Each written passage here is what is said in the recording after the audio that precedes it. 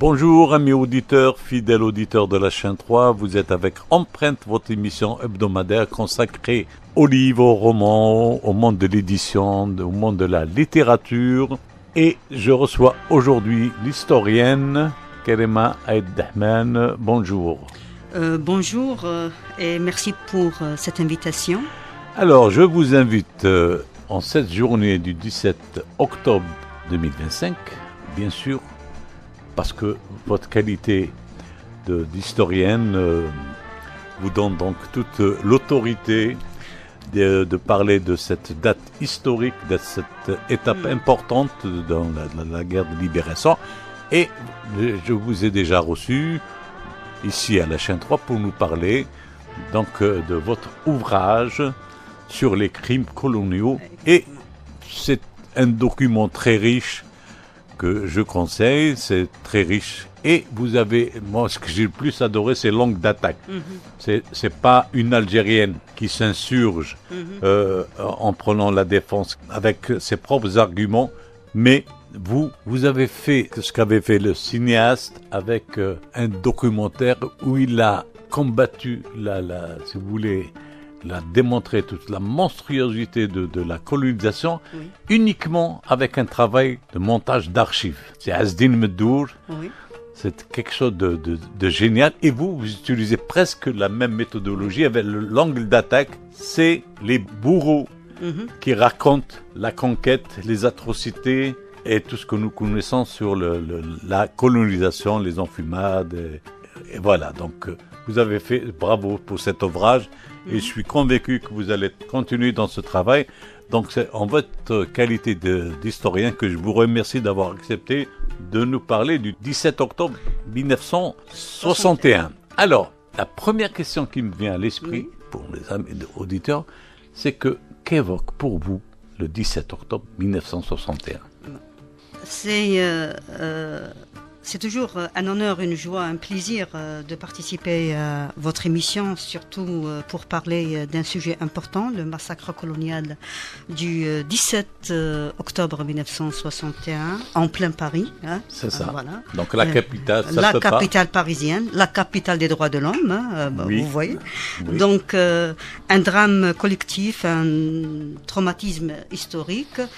Il faut le dire, c'est un crime d'État contre l'humanité, qui est resté impuni. Parce que jusqu'à présent, on ne connaît pas le bilan exact des je ne sais pas des morts. Des morts, effectivement. Des Algériens qui ont été assassinés. Voilà, et là, il faut absolument établir la vérité historique par la consultation des archives de la police et de la justice à Paris. Maintenant, qu'est-ce qu'évoque pour moi le 17 octobre ? Bien sûr, c'est une date marquante, profondément ancré dans la mémoire collective. Ce massacre est vu comme un symbole du combat pour l'indépendance. Et vous savez, à 2 doigts de l'indépendance, le massacre a été commis, on va dire, en 61. Vous avez bien fait de le situer, c'est exactement à 5 mois du cessez-le-feu. Du cessez-le-feu, effectivement. 5 mois du cessez-le-feu. Voilà. Et vous me donnez l'occasion pour parler parce que jusqu'à présent, c'est ce qu'on appelle, c'est ce que les historiens appellent le mensonge d'État. Le mensonge d'État. C'est les historiens, aussi bien algériens que français, le qualifient de véritable mensonge d'État. Et moi, je sais, pour vraiment m'être intéressé aux documents cinématographiques, dans un film de Panigel, qui a fait un film qui a été réalisé donc juste après, en 62. Le film n'a eu le visa d'exploitation qu'en 1972, pratiquement 10 ans après, mais le film n'a été projeté pour la première fois qu'en 1982. Et encore, vraiment dans des petits circuits. Exactement. Donc on fait face réellement à un mensonge d'État. Un mensonge d'État, effectivement. Donc là, s'il faut contextualiser, donc nous sommes... C'est ça, pour nos amis auditeurs, je ne parle pas de notre génération, mais de la nouvelle génération, pour qu'elles saisissent effectivement ce qui s'est passé. Nous sommes donc, on a dit, à 5 mois de l'indépendance. Voilà, en pleine négociation. En pleine négociation, les Donc, accords alors, d'Évian. les accords d'Évian. Négociation, c'est entre le GPRA Oui. et bien sûr le gouvernement français conduit à l'époque les négociations par Jox, Pierre Jox. Effectivement. Donc, effectivement, donc s'il faut contextualiser, oui, bien sûr. Donc la guerre fait rage depuis plus de 6 ans. Certes, des négociations sont en cours entre le gouvernement français et le FLN, mais sur le terrain, la répression est continue. La répression est brutale, et pas seulement en Algérie, parce que bon, il y avait l'OS, hein, il faut pas oublier ça, mais aussi en France, en métropole, la violence s'intensifie. On va énumérer les raisons. On va énumérer. On va rester en France. Effectivement. Donc, le 5 octobre, le préfet de police, Maurice Papon, effectivement, impose un couvre-feu raciste. Hein, uniquement aux Algériens. Uniquement aux Algériens, les Français musulmans d'Algérie, qu'on appelait les FMA. Hein, une mesure discriminatoire qui stigmatise déjà la communauté algérienne. Donc la fédération en France du FLN appelle à une manifestation pacifique. Il faut le dire. Pacifique à Paris le 17 octobre. L'objectif est de protester sans violence. C'est ça. Sans violence contre ce couvre-feu injuste. C'est aussi une manière de s'opposer à la politique de Michel Debré. Donc, qui est ce Michel Debré? C'est le premier ministre fervent défenseur de l'Algérie française. Absolument. De l'Algérie française et farouche opposant aux négociations. Donc, vous voyez, aux négociations... Non, le contexte politique était voilà. assez chaud, comme on dit. Voilà. Donc, comme je crois l'avoir déjà dit, donc, en Algérie, il y a eu la violence de l'OAS. À ses côtés, Maurice Papon. Alors, qui c'est Maurice Papon? Il est bien connu pour sa ligne dure, hein, et il a prononcé cette phrase glaçante: pour un coup reçu, vous en donnerez 10. Hein. Donc vous voyez, donc c'est une autorisation, un permis de tuer, effectivement. Donc un climat de grande violence. On trouvait à chaque fois des cadavres, avant même d'ailleurs le 17 octobre, on trouvait des cadavres au niveau de la Seine, des cadavres inconnus. Et ce 17 octobre, justement, au soir, environ 30 000 Algériens, voilà, ou manifestants venus de la région parisienne. Des bidonvilles, il faut le dire. Des bidonvilles, oui. Des bidonvilles, voilà. Surtout celui de Nanterre, le plus grand bidonville de France. Donc sans armes, sans slogan hostile, une marche silencieuse. Voilà, c'était une marche silencieuse. Pacifique, digne, mais cette marche était contre l'injustice et elle va tourner à la tragédie, hein, et la police était armée de façon très très importante sous les ordres de Maurice Papon, donc réagit avec une très grande violence et répression sanglante et meurtrière. Effectivement, et on parle de matraquage massif, de de tirs, de manifestants battus à mort. Et jetés dans la Voilà, dans la et certains sont jetés effectivement dans la Seine. En plein mois d'octobre. En plein mois d'octobre, et entre, c'est-à-dire les chiffres, hein, entre 11 500 à 12 000 manifestants sont arrêtés, embarqués sauvagement dans des lieux comme de concentration. Ouais. Voilà, ils ont subi torture, certains d'entre eux ont été tués. Voilà. Très bien. Voilà. Alors, je voulais revenir uniquement sur cette marche silencieuse, donc de protestation, où il y avait les hommes, les femmes, avec leurs enfants. Avec leurs enfants, effectivement. J'ai vu des photos, les femmes étaient avec leurs enfants. Alors, silencieuse, oui, mais il y avait quelques slogans. Les slogans, c'était « L'Algérie est à nous ». Oui. Oui. L'Algérie est à nous, voilà. L'Algérie indépendante. L'Algérie indépendante. Et l'Algérie est à nous. Oui. Voilà, c'est ce qu'il y avait. Oui. Le contexte historique, juste ce que j'ai lu, hein, vous êtes mieux placé que moi, c'est qu'il y avait déjà des factions OAS qui avaient fait en France, et bien sûr, ceux qui étaient pour l'Algérie française et qui étaient bien sûr installés en France. Donc c'était un climat vraiment houleux qui s'est terminé dans le sang. Qui s'est terminé dans le sang. Effectivement. Alors la question qui me vient après, donc cette évocation du contexte historique, etc., est-ce qu'on peut faire un lien ou une ressemblance avec le 11 décembre? Bon, écoutez, certainement, parce que si on prend par exemple ce qui s'est passé, c'était une manifestation contre l'injustice, hein, et bien entendu pour demander dignité, justice. Donc la même chose concernant décembre, hein. Donc ils demandaient la même chose, la liberté.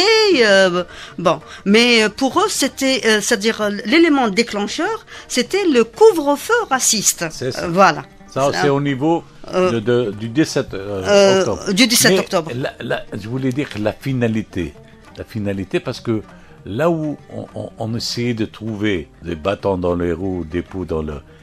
c'est que le FLN ne représentait pas l'Algérie. Donc ce mouvement massif du peuple, de la communauté immigrée installée, algérienne immigrée en France, et les manifestations du 11 décembre ont démontré à l'international, au monde entier, que non, le peuple était derrière le FLN. Effectivement, voilà, c'est ça. D'ailleurs, l'appel était lancé par la Fédération de France du FLN, hein, bon, mais qui a appelé à une manifestation pacifique, encore une fois.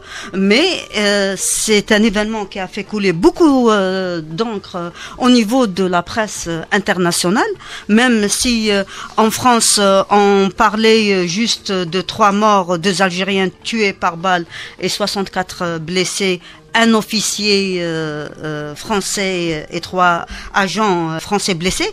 Donc c'est une version tout à fait mensongère, hein, parce que le bilan, les historiens français estiment qu'il y a eu entre 200 et 325 morts, peut-être plus, peut-être plus. Le bilan exact, on ne le connaîtra jamais. C'est ça, j'ai eu des chiffres beaucoup plus importants. Exactement, donc, et c'est la raison pour laquelle on dit que c'est un crime d'État en plein Paris, ni plus ni moins. Voilà. En réalité, on ne peut pas cacher cette vérité comme ça. Absolument. Il y a tous les correspondants du monde entier, il y a des photographes, il y a des journalistes. Absolument. Présents.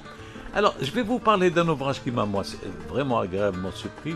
C'est « Ici, on noya les Algériens ». Il y a ce slogan qui est repris même dans des documentaires algériens, dans des écrits. C'est écrit rassemblé par Fabrice Récépussi.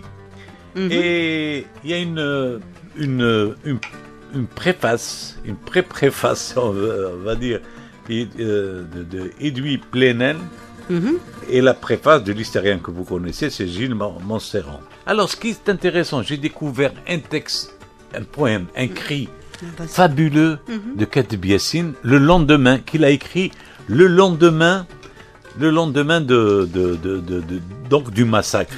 Je vais le lire à nos amis auditeurs. Donc voilà, c'est un poème de l'auteur que nous connaissons de l'immense Kateb Yassine, donc au lendemain du 17 octobre 1961.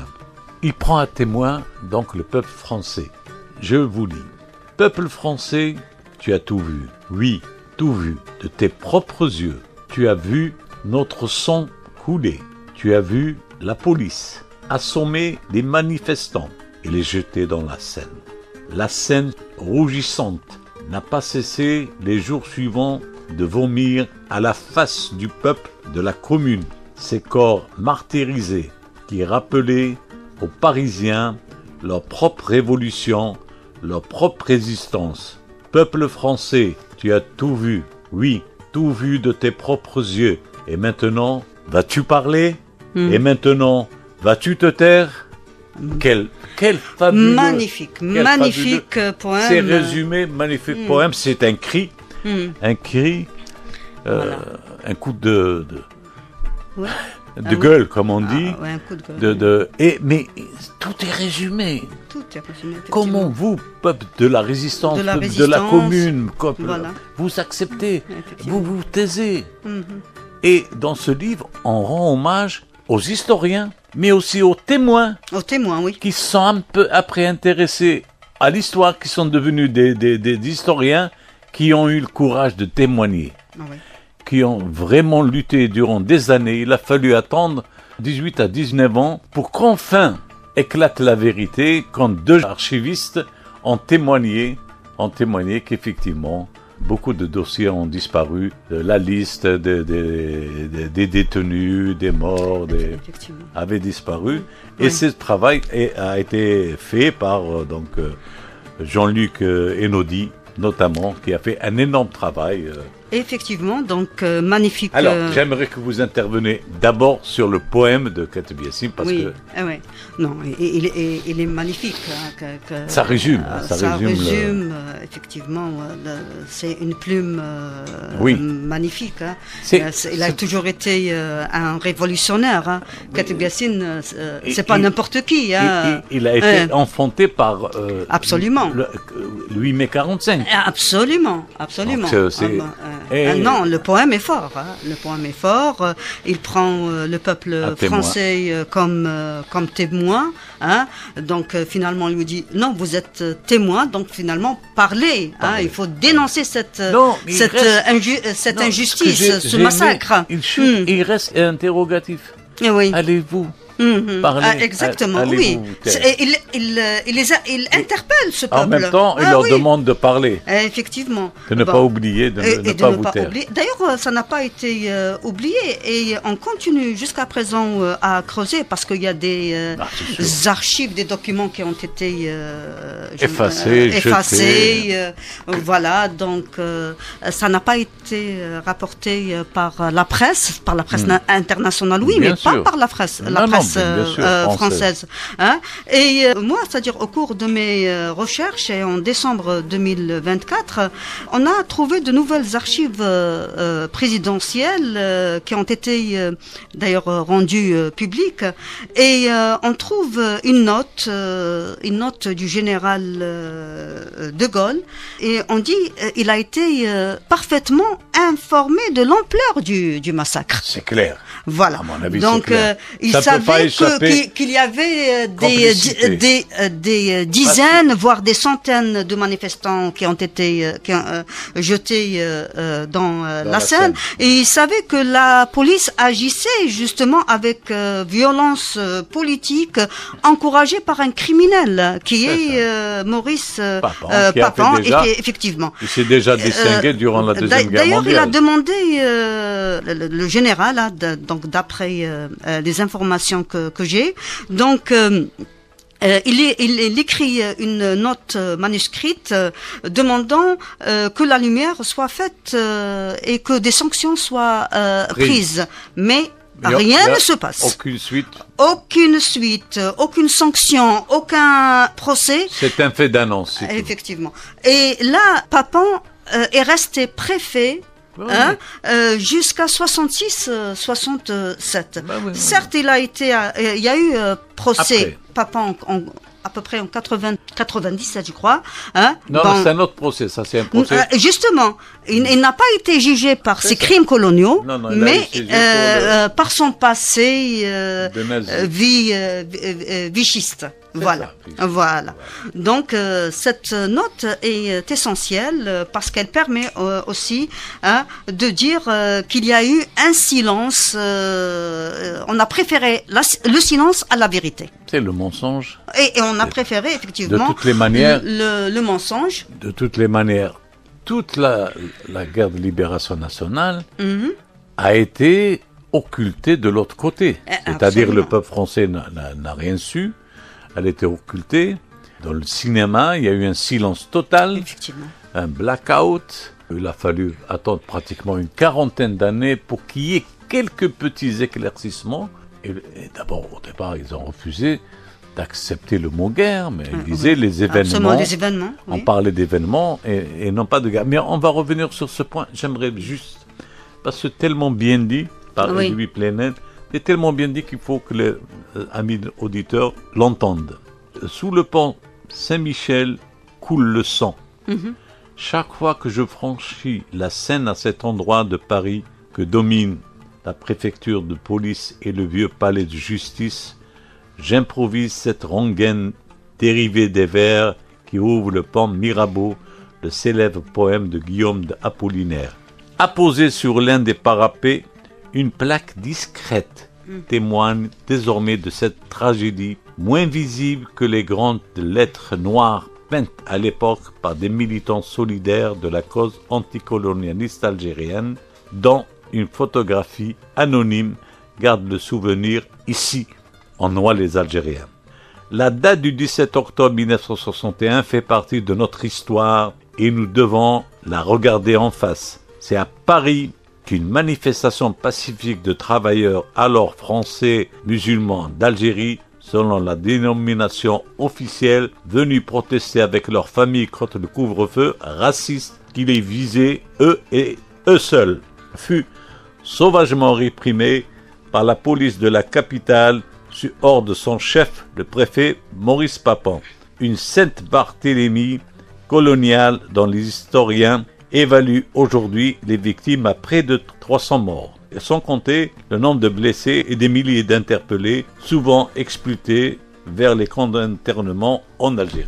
C'est Edwy Plenel ici aussi qui témoigne de ce pont de cette tragédie, voilà. De cette tragédie qui est donc le 17 octobre. Mais déjà, il donne le chiffre de plus de 300 morts. Ah, voilà, et effectivement, donc jusqu'à présent, on n'a pas...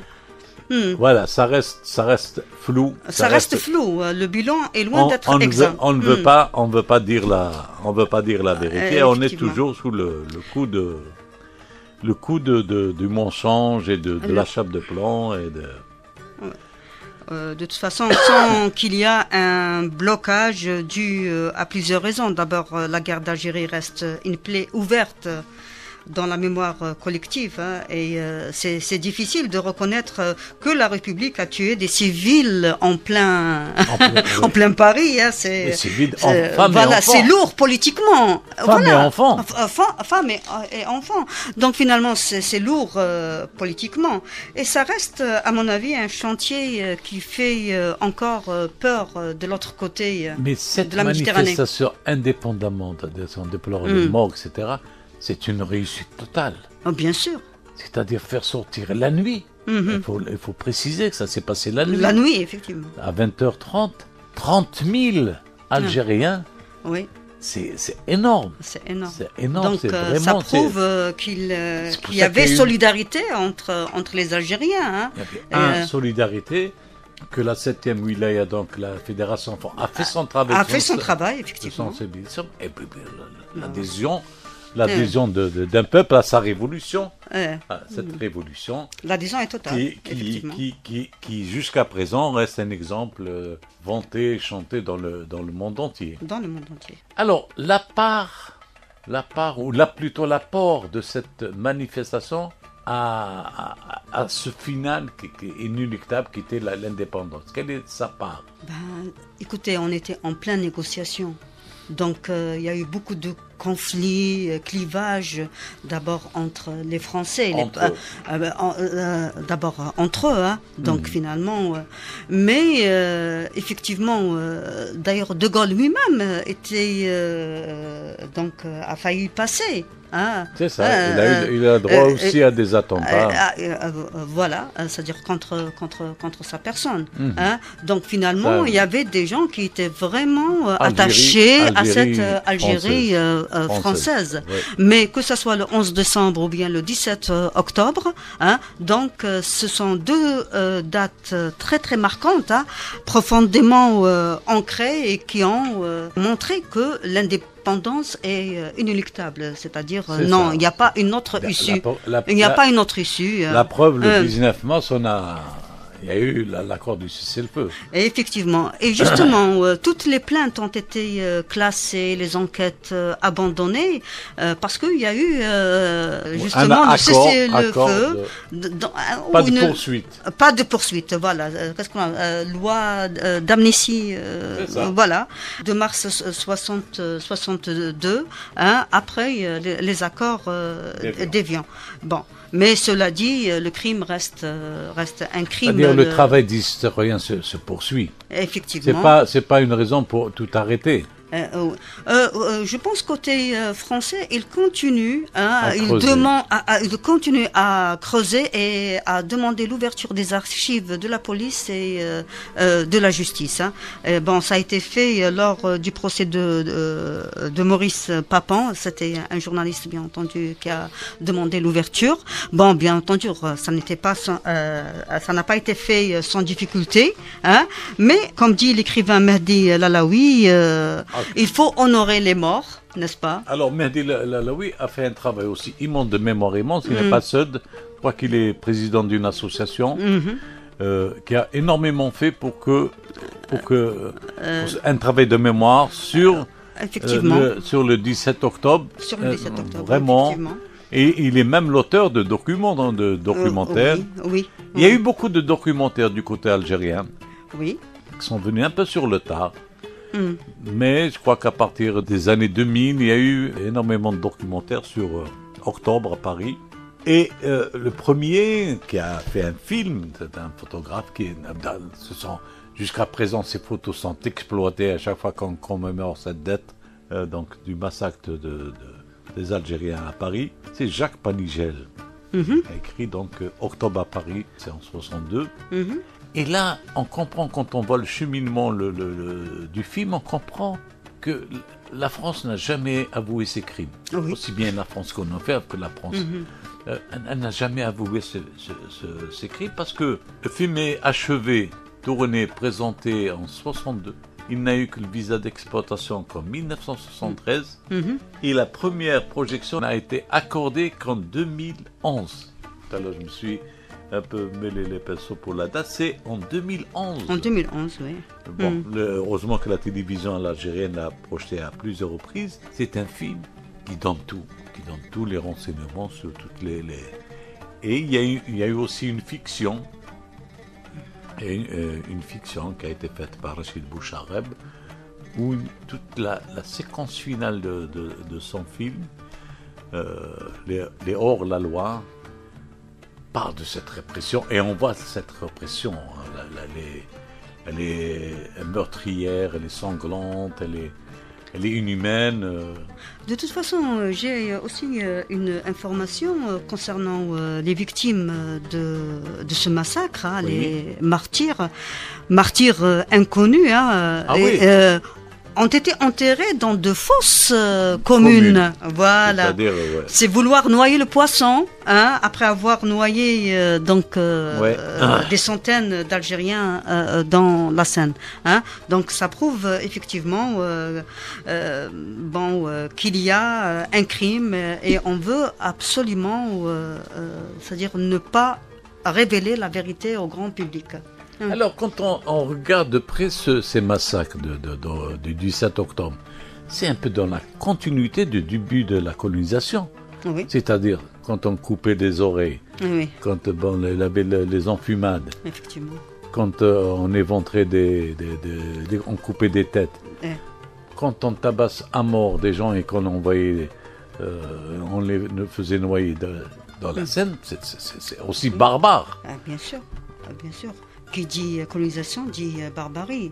Et comme je crois l'avoir déjà dit, est barbare celui qui croit à la barbarie. Il faut le répéter à mon avis. Oui, on n'a jamais dit assez. C'est dans la continuité, donc vous êtes d'accord? Continuité. Non, bien sûr, c'est dans la continuité. Parce qu'ils étaient tabassés, torturés, jetés...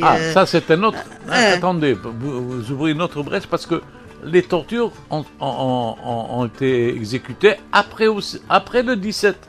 Ça ne se termine pas le 17. Ça ne se termine pas le 17. Tous les internés étaient torturés à mort. absolument. Et là aussi, bien sûr, pas de traces, pas d'archives. Non, pas de traces, pas d'archives. Donc, j'ai dit qu'avec le travail qu'avait fait Jean-Luc Enaudi, il a réussi à convaincre 2 archivistes de venir à la barre, témoigner à la barre pour dire effectivement, il y a eu des dossiers, des archives qui ont complètement disparu. Oui. Oui. Justement, ils étaient les premiers à dénoncer ce silence politique en France. Donc, d'où l'intérêt de briser ce silence et de rendre justice à ces vies qui ont trouvé la mort. Donc, le crime reste impuni. Et maintenant, c'est-à-dire dans le contexte politique actuel, c'est encore plus difficile de reconnaître, officiellement ces crimes. Et puis, il y a le mode d'exécution, c'est incroyable, transgulation, assommoir, et puis on jette comme ça, à première vue. Oui, parce on parle au niveau de la scène, mais il y a d'autres photos, on a vu dans le métro. Oui. Ça, pas seulement au niveau de la scène, mais aussi dans le métro. Dans le métro, où ils étaient donc... dans les usines. Dans les usines, dans le métro. C'est quand même une date, à mon avis, une étape, un cursus dans le processus qui a donc amené notre indépendance. Qu'il faut, à mon avis, donc je ne suis pas historien, donc à mon avis, qu'on n'a pas assez mis en lumière. Les raisons que j'évoque, moi, c'est qu'il y a eu tellement d'atrocités que le crime d'humanité est tellement à répétition que bon, s'il fallait, on ne peut pas classer, mais bon, ça reste une étape et qu'il faut mettre en lumière. C'est ce que nous essayons de faire ici à la radio en cette journée commémorative. De toute façon, justice à nos parents, à nos grands-parents. Oui, donc ça à c'est tous, bien sûr. Gloire, des martyrs, gloire à ces martyrs, qui ont donné de leur vie pour que vive l'Algérie libre et indépendante, bien sûr. Et cette révolte, parce que c'est vrai, parce que on ne peut pas vivre dans un pays et avoir... c'est raciste d'interdire, d'imposer le couvre-feu uniquement à une communauté algérienne. Donc c'est vraiment pousser les gens à bout, pousser les gens à... Voilà. Les musulmans d'Algérie, c'est des appellations généralisantes, racistes, discriminatoires, effectivement. Donc, est-ce que vous pensez qu'on a assez enseigné ça aux générations de l'après-indépendance, de post-indépendance? Le 17 octobre, je pense pas. C'est-à-dire à chaque fois, donc on essaye au niveau des médias de célébrer, mais non. Dans nos livres d'histoire, ils sont mis à la disposition de l'éducation nationale. De l'éducation, non, il faut faire un effort. Il faut faire un effort, effectivement. Voilà. Parce qu'on ne va pas rester juste avec la conquête, il faut donner à chaque événement, surtout s'il s'agit d'un massacre colonial, il faut lui donner son importance. Oui. Moi j'ai appris beaucoup pour avoir fréquenté et travaillé avec mon ami Abdelmajid Merdessi, qui a énormément travaillé sur l'histoire du mouvement national et de la guerre de libération. On a fait un ouvrage, La Nuit rebelle, consacré uniquement au 1er novembre, c'est à l'époque du journal La Tribune.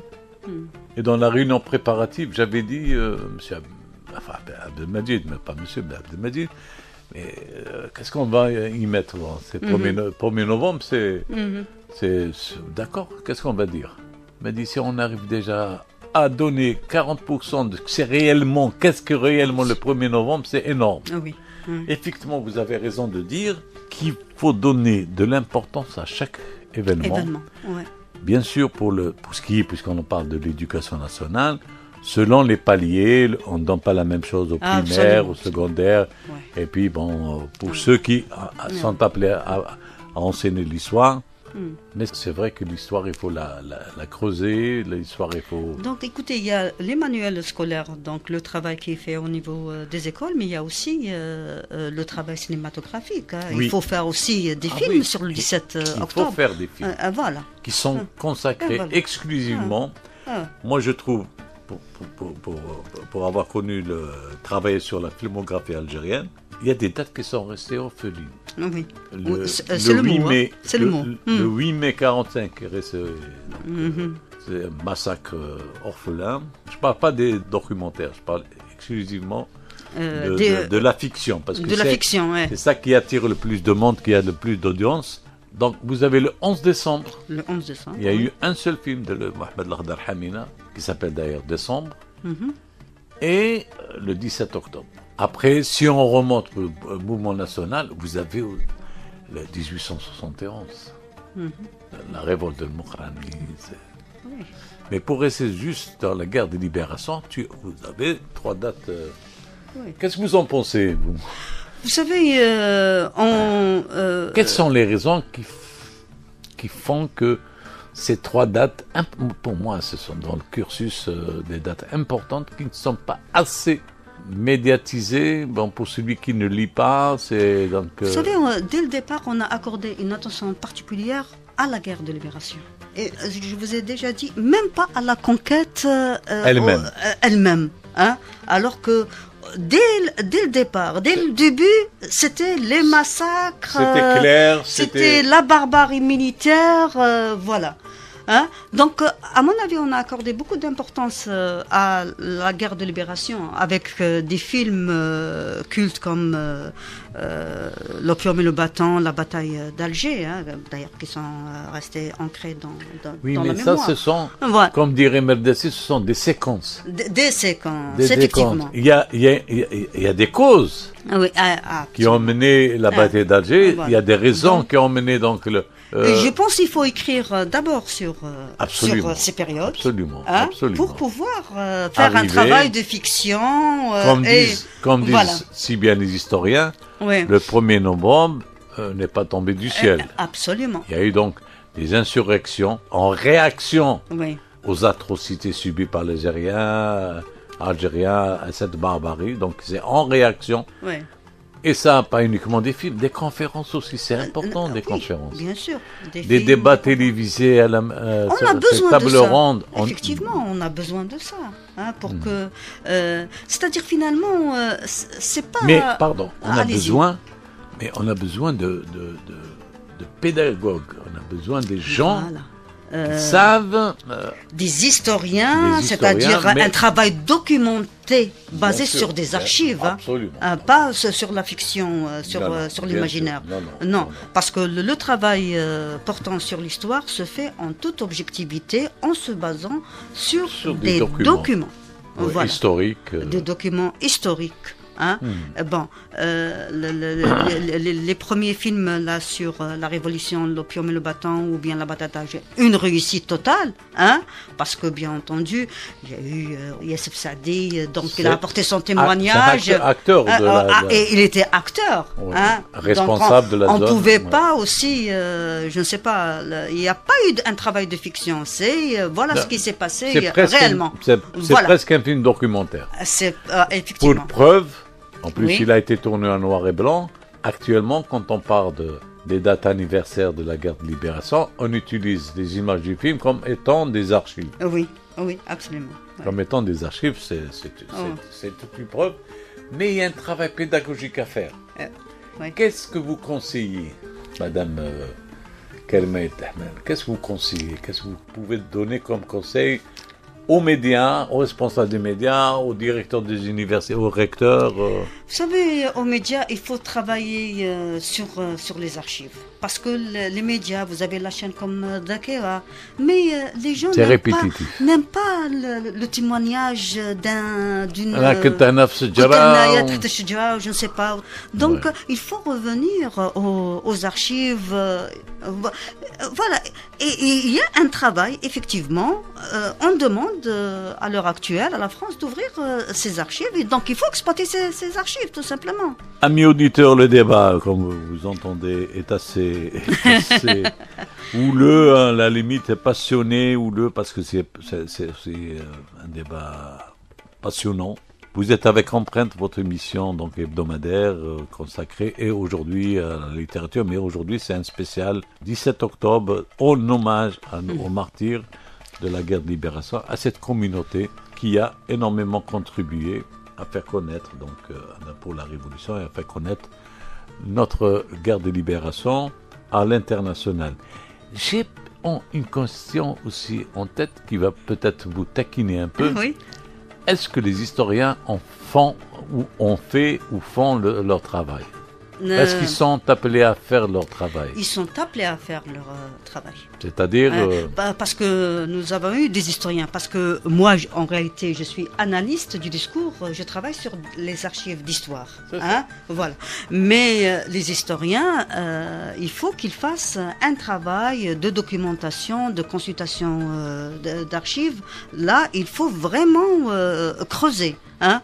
On sent qu'il y a c'est-à-dire, une volonté politique. Certainement, il y a une volonté politique. Hein. C'est-à-dire, non, c'est-à-dire il faut écrire cette histoire. Mais est-ce que, pardon, de vous poser la question, de vous interrompre, est-ce qu'ils ont les outils nécessaires pour accomplir cette mission? On dit quand on cherche, on trouve. Maintenant, si on dit ça, il n'y a pas d'outils, non. Ça, je suis d'accord. Document non, il faut chercher. Et puis des recoupements. Une analyse. Absolument. Là, je suis entièrement d'accord. Non, il ne faut pas dire non, pas d'archives. Non, quand on cherche, on trouve. On trouve des documents. Hein. Et il faut bien entendu essayer de les classer et bien entendu de proposer une lecture documentée en connaissance de cause. Voilà. Est-ce qu'on a assez écrit sur le 17 octobre ou sur des dates importantes? Non, le 17 octobre, non. Non. Je pense pas. Côté français, il y a eu donc quelques... Les dernières années. Voilà, quelques livres ces dernières années, mais côté algérien, non, il faut creuser davantage. Est-ce que vous pensez qu'il faut des ouvrages collectifs, réunir peut-être... Pourquoi pas? Oui. Il faut qu'il y ait... on peut toujours organiser un colloque autour d'une thématique comme celle du 17 octobre 61, oui. Hein, inviter des gens, parce que je vous ai dit que ça a suscité une réaction internationale, que ce soit au niveau de l'Angleterre, les États-Unis, etc. Donc là, non, il faut... Pas que. Moi, j'ai eu comme ça des informations en discutant une fois avec un ami, un ancien diplomate et ambassadeur, qui a été aussi ministre, qu'il est actuellement encore, quelques années, il est souvent sollicité par des Japonais, par des Vietnamiens, etc., qui s'intéressent, par le Sud-Américains, qui s'intéressent à la guerre de libération, mais qui s'intéressent à une thématique bien précise. Absolument. Donc, si à chaque fois... Il y a des colloques ou il y a des contributions. Voilà, des colloques, et à partir des colloques, on peut envisager une publication des actes. Collective, ce qu'on appelle des actes, ou un ouvrage collectif, carrément, un ouvrage collectif. Il y a aussi, je crois, ce travail de collecte de ce qui existe déjà à travers le monde. Après, avec un travail de traduction, il doit y avoir des écrits, certainement. On doit aussi creuser du côté des universités des thèses.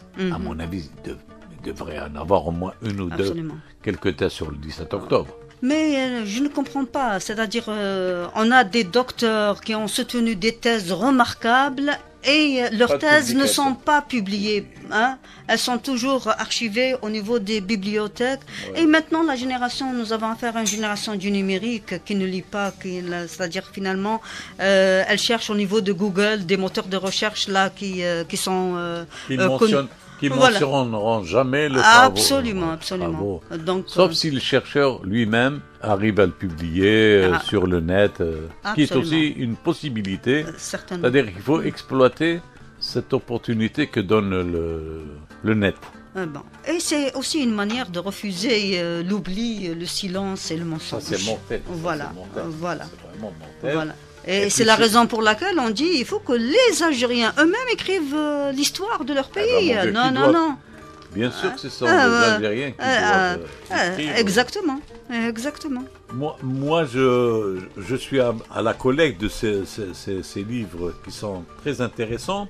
Et j'ai fait un tour aujourd'hui à la librairie du Tiers-Monde.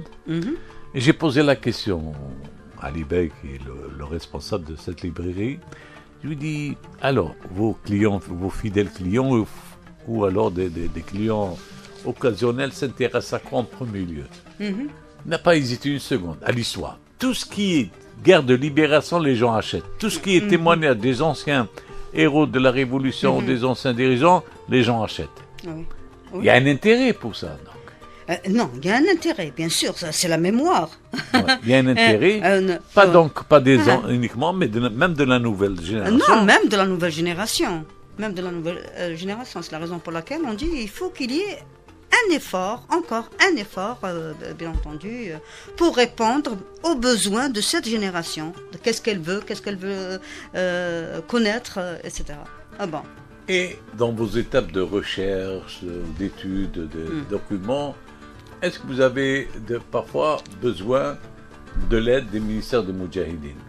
Ben, écoutez, maintenant, oui, pourquoi pas. Hein, bon, mais avant, j'ai été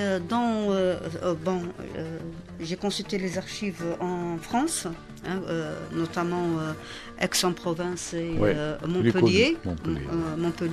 Hein, mais j'ai trouvé aussi qu'il y a pas mal de documents au niveau de la Bibliothèque nationale, là, le Fonds maghrébin. Hein.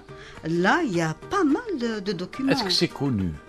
C'est pas connu. Du grand public. Peut-être maintenant il faut numériser pour faciliter l'accès. Absolument.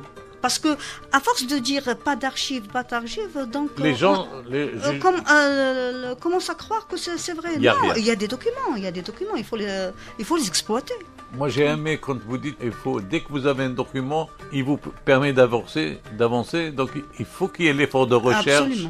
Absolument. Et cet effort de recherche, il faut aussi que les institutions qui détiennent des archives informent le public, informent au moins les chercheurs, informent les historiens, informent la communauté universitaire que les archives sont à la portée, donc à tel niveau, à la portée d'un clic ou de tout le monde, parce qu'il y a effectivement un travail à faire et qu'il faut le faire, pour préserver cette mémoire, parce qu'on a beau dire que ces films mais ils ont le mérite d'exister. Comme moi, je dirais que tout ce qui a été écrit sur le 8 mai 45, sur le 17 octobre, sur le 11 décembre, on doit remercier les auteurs, les historiens qui ont aidé, qui ont contribué, parce que ça reste des repères. Ça reste des repères pour tout travail de recherche universitaire, pour travail de recherche. Voilà, ou de mémoire, voilà, tout simplement. De mémoire. Donc nous approchons ça passe vite quand le débat est passionnant, ça passe tellement vite, mais on ne peut pas donc aussi, quand on parle 17 octobre, on parle forcément, parce que nous sommes 17 octobre, nous sommes à la porte du 1er novembre. Donc, Et le 1er novembre alors, c'était quoi? Dans ce ciel serein, comme dirait l'autre, de l'Algérie française et des colons. C'est une date marquante pour l'indépendance du pays. Hein. Encore une fois, gloire à nos martyrs, parce que c'était pas facile à l'époque. Voilà. J'ai dit c'est une date marquante et il faut rendre hommage à nos martyrs parce que c'était pas facile, parce que le 1er novembre, c'est pas tout le peuple qui comprenait, on va dire les raisons de la guerre, mais pour le 1er novembre, je ne sais pas, je donne un avis personnel. Personnel, oui. S'il n'y avait pas le 8 mai 45, peut-être il n'y aurait pas le 1er novembre. Il n'y aurait pas eu le 1er novembre. Parce que c'était une date charnière. Tout le monde a compris qu'il faut utiliser la force pour décrocher. Quand vous dites tout le monde, là, je me permets d'apostropher un peu l'historien que vous êtes. C'était pas tout le monde. Parce que il a fallu attendre la décision des 6. Absolument. Mhm. C'est les 6 qui ont dit, bon... Donc il fallait un peu Parce d'organisation. que certains leaders ont dit, vous n'êtes pas prêts. Oui, ouais. Nous ne sommes pas prêts. Et si quelqu'un doit décider du jour de la date de déclenchement de la guerre, c'est nous, pas vous. Oui. Soit de dire, vous êtes trop jeunes, vous ne comprenez rien à ce qui se passe, à la politique. Mais ces jeunes ont tenu coup dans des conditions. Il fallait commencer. Oui. Et comme disait donc Arbi Mehmeni, notre héros historique leader, la révolution, il faut juste la jeter. Dans la rue, elle sera reprise par le peuple. Par le peuple. Oui. Et effectivement, ces jeunes se sont réunis du côté de la Pointe-Pescade.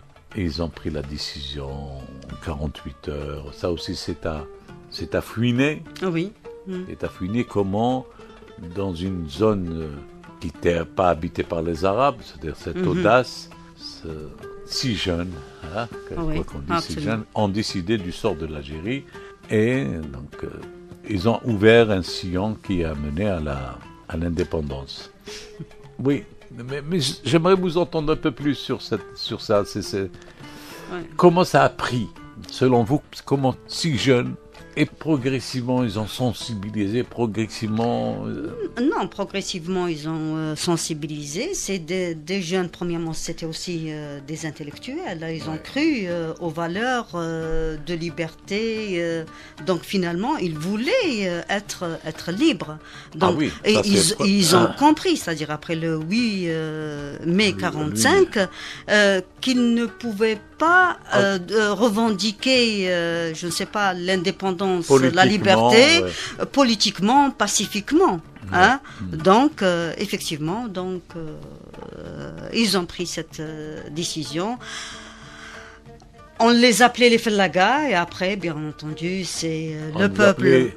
Les terroristes. Les terroristes, effectivement, parce que la guerre, on parlait des événements. Après, c'est devenu la guerre. Après, c'était devenu effectivement la guerre. Et puis, avec tout le travail qui a été fait par, on revient toujours à la presse, donc au film, à la radio. Et ça, le monde entier commençait déjà à entendre parler de ce peuple qui se battait pour la... Absolument. Alors, on va terminer par... Je vais vous poser des questions rapides. C'est la guerre de libération. Si je vous dis 5 juillet 1962. L'indépendance, la dignité.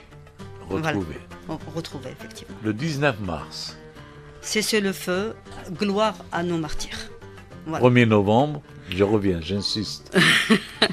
1er novembre, gloire à ces jeunes qui ont cru à une Algérie indépendante et ils se sont sacrifiés pour que nous vivions heureux.